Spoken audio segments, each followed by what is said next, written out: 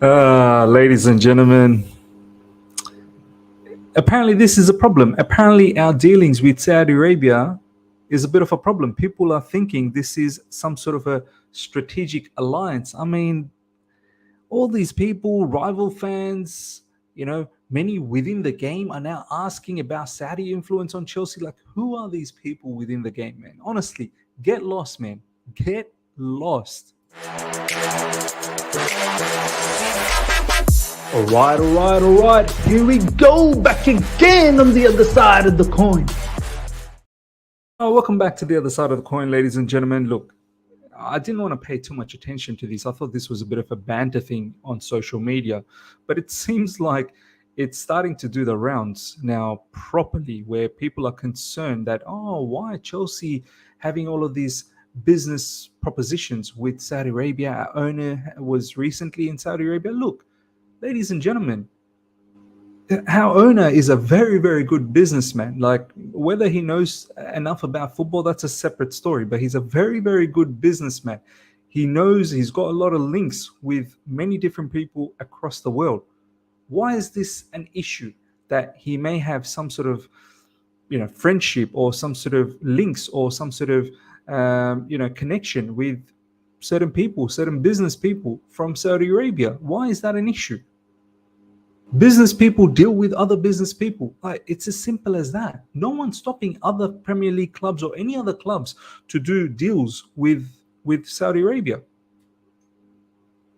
There's been many other, players that have gone there. Cristiano Ronaldo has gone there. He was a Man United player. Karim Benzema has gone there. He was a Real Madrid player. There's been talks about Saul from Atletico Madrid potentially going there. Ruben Neves has gone there, and he's a Wolves player. Why is it an issue that when we are doing some business deals with Saudi, that now, the spotlight is on us? Now there'll be a lot of scrutiny.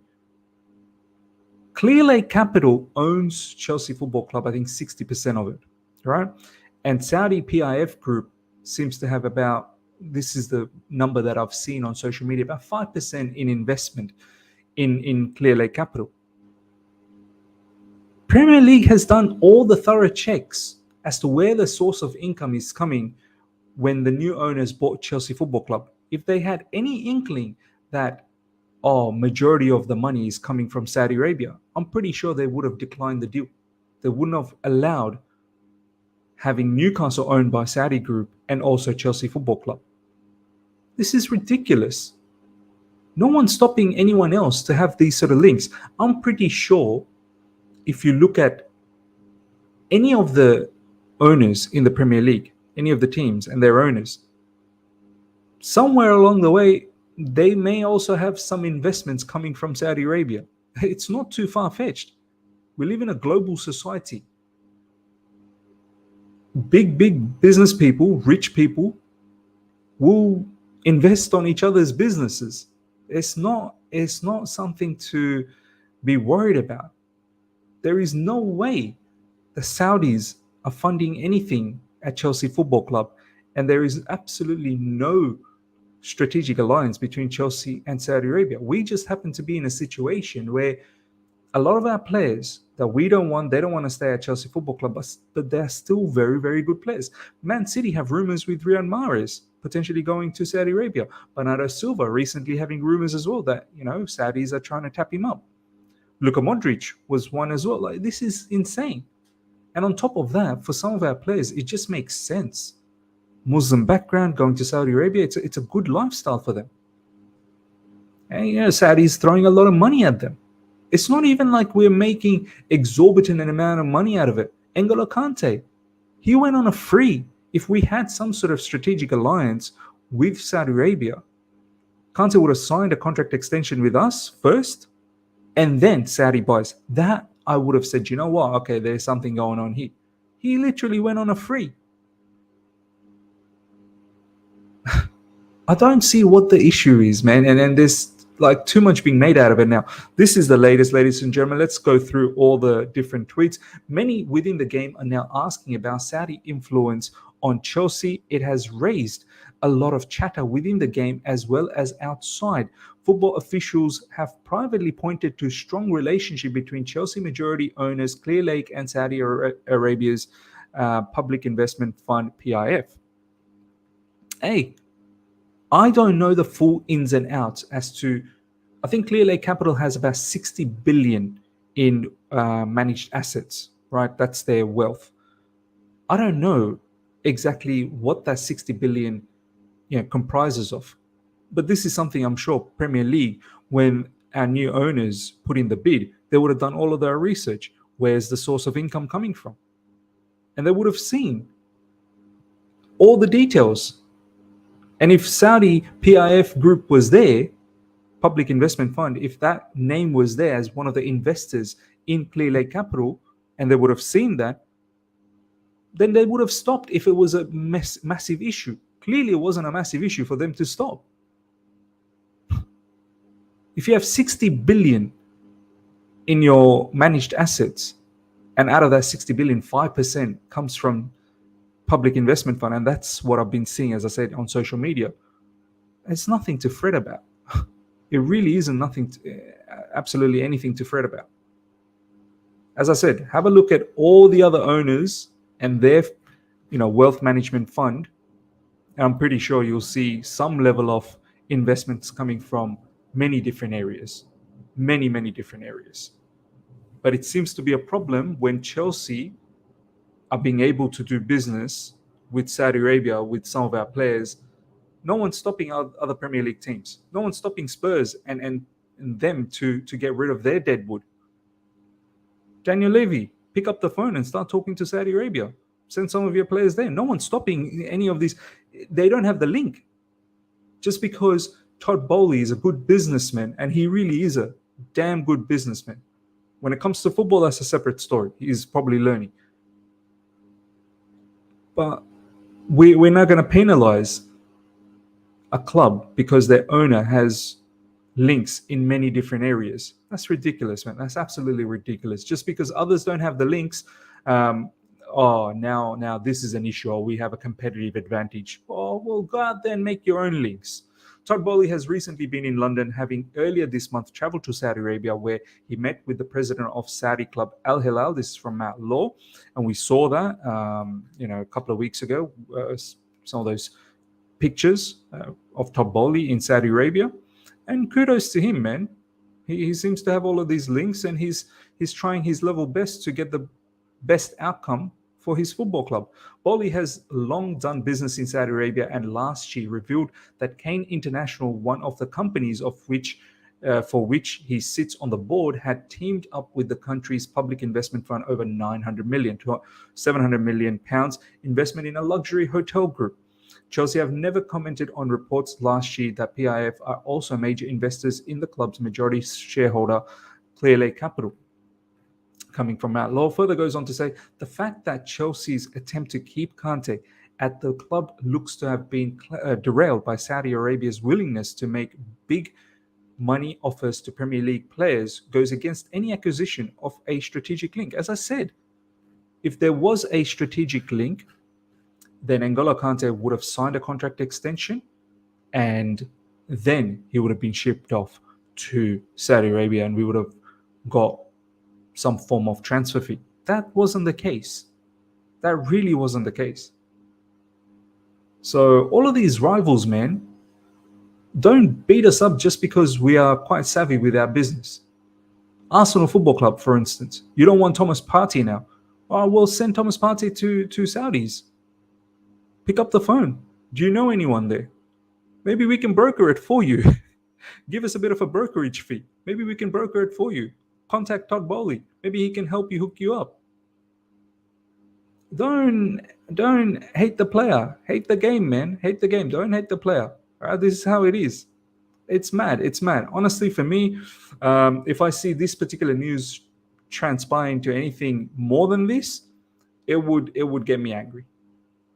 Now it's a problem. It's like saying me, knowing Matisse and Yunus very well, and I get to collaborate with them. It's like, oh, now let's complain. He's got a competitive advantage. No, it doesn't work like that. No one's stopping anyone else knowing these people. you can very well go and know them. So that's how I see it. The Saudi government are in London to complete the deal for Hakim Ziyech, Koulibaly, and Edouard Mendy. So fantastic. And all of these players, Hakim Ziyech, Koulibaly, and Edouard Mendy, Muslim players, it suits their lifestyle to go to Saudi Arabia. And the amount of money they're getting in wages is perfect for them. It's brilliant. Hakim Ziyech, more than 30. Koulibaly, more than 30. Edouard Mendy, I'm pretty certain, probably close to 30, or if not more than 30. Yeah, they're in their final sort of time in their career and they want to make a lot of money. Saudis are not just targeting Chelsea players, they're targeting many, many other players as well. We may not be in this situation next transfer window. We just happen to be lucky in this transfer window. There's a lot of players that Saudis fancy. A lot of our players. Next season might not be the case. And if you notice, Saudis aren't trying to tap up any of our players that we want to keep. Saudis aren't trying to go for Enzo Fernandez or Raheem Sterling, this, that, the other. These are players that we want to keep. They just got interest on players that we potentially don't want to keep around, and they seem to have a bit of a solution for them. Look, for me, this is a non story. People are just jealous. People are just salty and just crying tears for no reason. It is thought that Chelsea were originally presented with proposal for 5 players: Lukaku, Aubameyang, Ziyech, Mendy, Koulibaly, to move to Saudi for one set fee that would probably have amounted to more than 100 million. I love this. A package deal. Lukaku, Auba, Ziyech, Mendy, Koulibaly, all players that we want to get rid of. They don't have a future at Chelsea Football Club.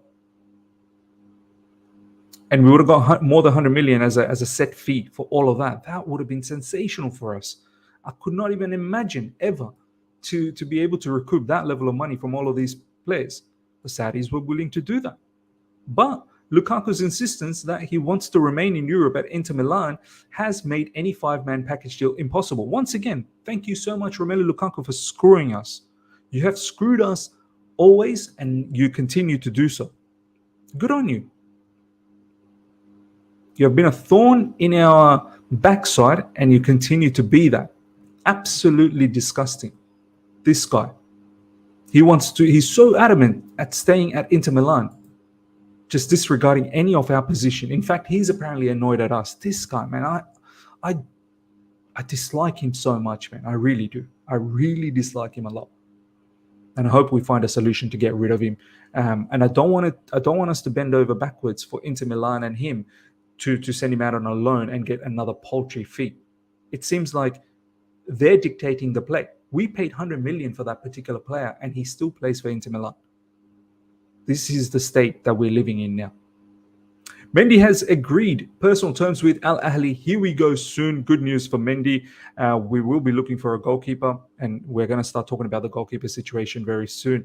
Kepa apparently will potentially be the #1 goalkeeper next season, which I feel a bit iffy about. With Mendy, wow, man.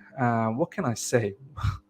Bit of a one-hit wonder, hasn't he? That particular season, the Champions League season, he was unbelievable. Pretty much won all sorts of personal trophies as well. And, won the Champions League, won the Club World Cup, won the Super Cup. And then since then, it's just been an absolute nosedive. Won the African Cup of Nations as well, trophy. But what a decline it has been for Mendy. Obviously, there's been some injuries in between, but he's just never been the same. And I think ever since he started to want Kepa money, he never could commit himself because we weren't willing to give him the Kepa money. And now looks like Al Ahly, he will get that. So kudos to him, man, and good luck to him and to his future endeavors. Make the money, man. Make the money. Chelsea are likely to receive around 25.5 million for Koulibaly. Beautiful. I love it. I think we spent about 32 million. To recoup almost all of it. You have to remember, we did keep him for last season, so he's got 3 more seasons left. I think it was a 4-year contract, 3 more years left in his contract. 25.5 million is probably about book value for him. So we are potentially breaking even. So once again, if there was a strategic alliance, I thought we were going to get paid somewhere around what Wolves were getting for Ruben Neves on his final year of contract, 55 million. I thought we were going to get something ridiculous like that for Koulibaly. If we had a strategic alliance with Saudi Arabia, why is the fee 25.5 million? So none of this BS I want to hear from rivals or people within the industry. Chelsea have a 6 million offer from a Saudi Arabian club for Aubameyang, but the player isn't keen on the project, according to Simon Jones from the Mail Sport. Now, I don't know if that's entirely true, because Fabrizio Romano is saying that Auba is still open for it. Nothing has been decided yet. He could still go. If we can bag 6 million, Chelsea have a 6 million offer for Aubameyang. I think that would be sensational. I think we paid about 18 million. If we're going to recoup 6 million on Auba when he was potentially, was looking to be going for free as a free transfer to Barcelona. Once again, another particular transfer that's just gone south for us.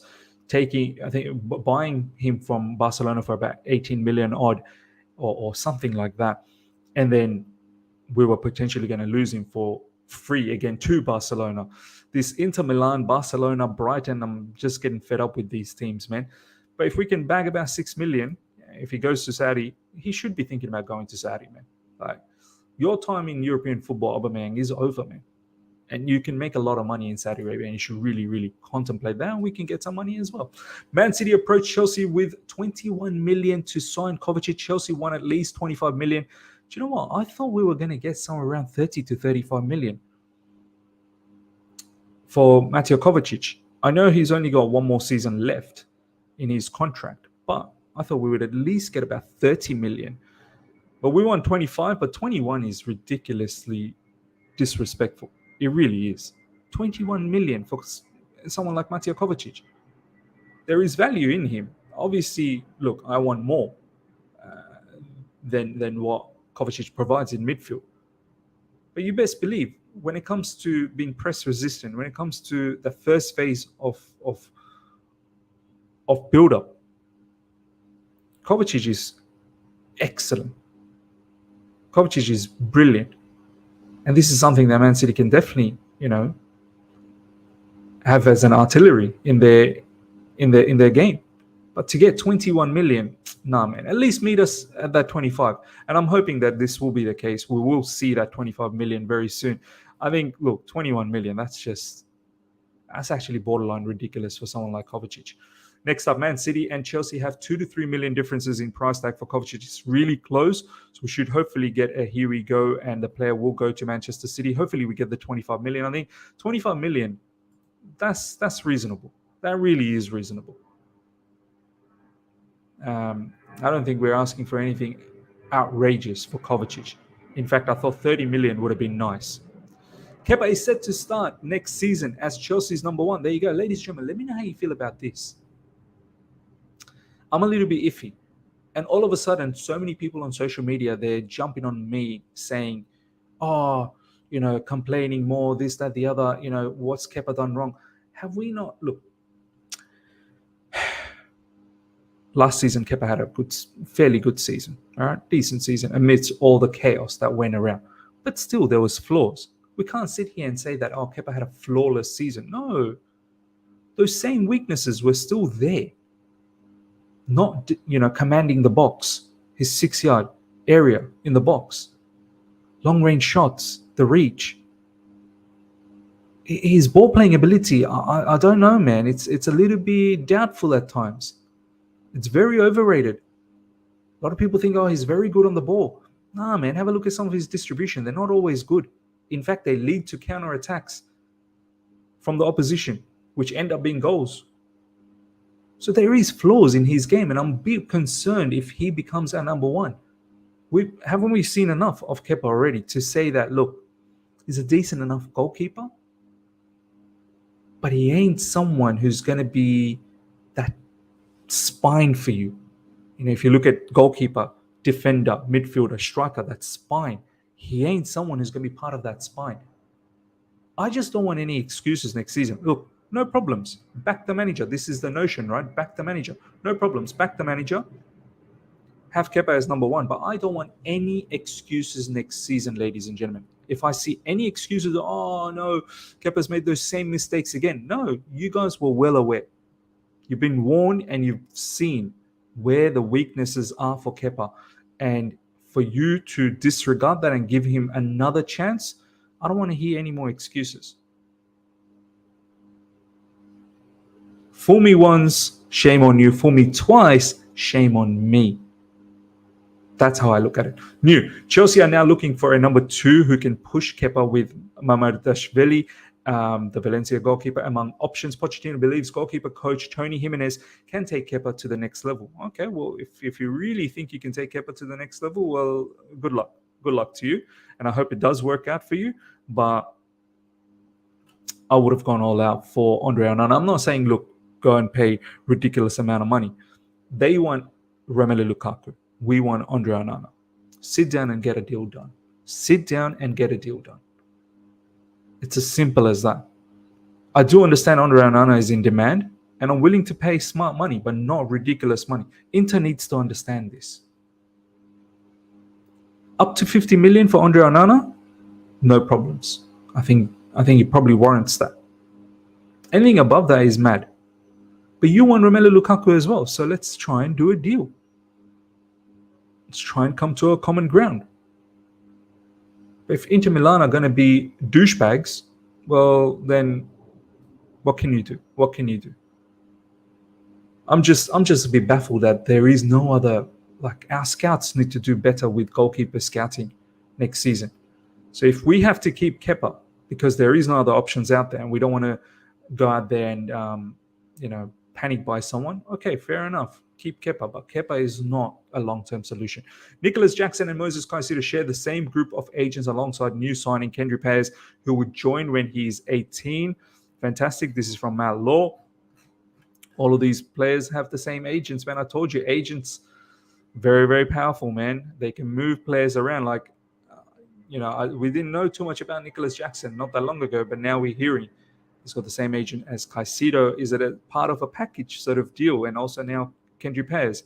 Could it be a package sort of scenario? We'll see. Chelsea are closing in on Nicholas Jackson. Club informed Villarreal today they're set to match his 29 million release clause. Fantastic. Get this done. I want to see how this player does for us. Once again, no need to panic buy and go out there and splash exorbitant amount of money for a striker who could potentially, it could be very risky, could flop for us. Let's go with someone who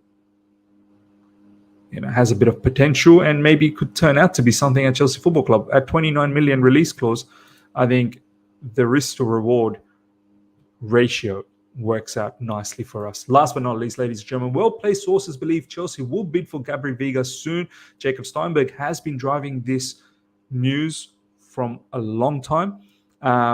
Some of you guys are not keen. Some of you guys are keen about it. Some of you guys have said he's a mix between Mount and Kai Havertz, attacking 8. I need to see some of his clips. Celta Vigo player. Is he really worth it? Can he do the job in the Premier League? We'll see. Ladies and gentlemen, that pretty much wraps us up. Let me know how you feel about everything we talked about, more specifically in regards to rivals and people, within the industry having a bit of an issue with us about our so-called relationship with Saudi Arabia. They're deeming it as strategic alliance, this, that, the other. Let me know how you feel about that in the comment section. Hope you guys have enjoyed this. Smash the like button if you're here for the first time. Subscribe, hit the bell notification to stay in touch with all my content. I shall see you guys for a live tomorrow. Until then, take care. See ya.